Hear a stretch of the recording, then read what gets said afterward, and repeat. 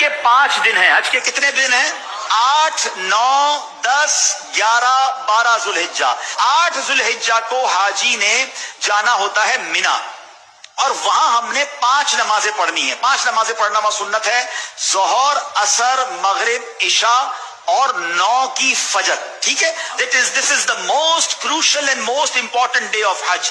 حج کا سب سے اہم دن جو ہے وہ 9 ذوالحجہ ہے. یعنی اگر کوئی آپ سے سوال کرے حج کس دن ہوتا ہے، تو حج 9 ذوالحجہ کو ہوتا ہے، کیونکہ اس دن یوم عرفہ ہے. یہ حج کا رکن اعظم ہے، سب سے مین دن ہے جو حج کا، وہ 9 ذوالحجہ ہے. یعنی کوئی عرفات نہیں گیا تو اس کا حج ہی نہیں ہوگا نا.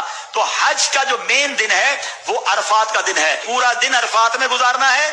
جب غروب آفتاب کا یقین ہو جائے کہ جناب مغرب کا وقت ہو گیا، غروب آفتاب ہو گیا، اب سارے حاجی آئیں گے مزدلفہ. ٹھیک ہے، اب جب آپ مزدلفہ پہنچیں گے تو مزدلفہ میں مغرب اور عشاء ملا کر پڑھنی ہے. عرفات میں مغرب نہیں پڑھیں گے. یہ بھی اللہ کی شان ہے کہ مغرب کا وقت بھی ہو جائے مگر مغرب نہیں پڑھنی ہے.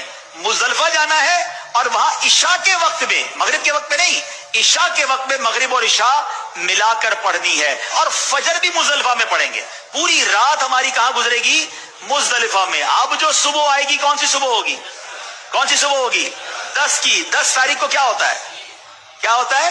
ہاں، ساری دنیا بقرعید مناتی ہے مگر خدا کی قسم جو آج عید مناتا ہے نا، میلا کچیلا ہے، بال بکھرے ہوئے ہیں، مطلب نیند بھی نہیں ہوئی ہے، مگر خدا کی قسم وہ جو عید کا مزہ ہے، وہ جو تھکن کا مزہ ہے، وہ جو سرور ہے، وہ دنیا کی کسی اور چیز میں نہیں ہے. اللہ ہمیں ہر سال ایسی عید نصیب فرمائے.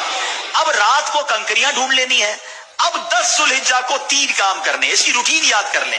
10 ذوالحجہ کا پہلا کام ہوگا شیطان کو کنکری مارنا. پہلا کام کیا ہے؟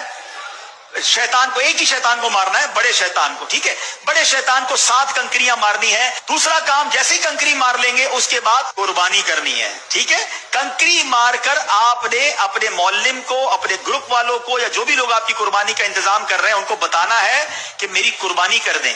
جیسے ہی آپ کو کنفرمیشن ہو جائے کہ آپ کی حج کی قربانی ہو گئی ہے، اس سے پہلے نہیں، کنفرمیشن ہو جائے، اس کے بعد آپ نے سر کے بال اتار دینے ہیں، یا قصر کرانا ہے یا حلق کروانا ہے. اسلامی بہنوں نے تو قصر ہی کرنا ہے.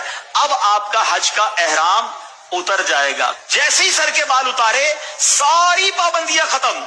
خوشبو لگائیں، سلے ہوئے کپڑے پہنے، آرام کریں، موج کریں. صرف مرد و عورت کی پابندی ابھی باقی ہے، وہ طواف الزیارہ کرتے ہوئے وہ بھی ختم ہو جائے گی. تو آپ ریلیکس ہو جائیں. حج از ناٹ دیٹ ڈیفیکلٹ جتنا لوگ اس کو ہوا بنا لیتے ہیں. ایزی ہو جائیں.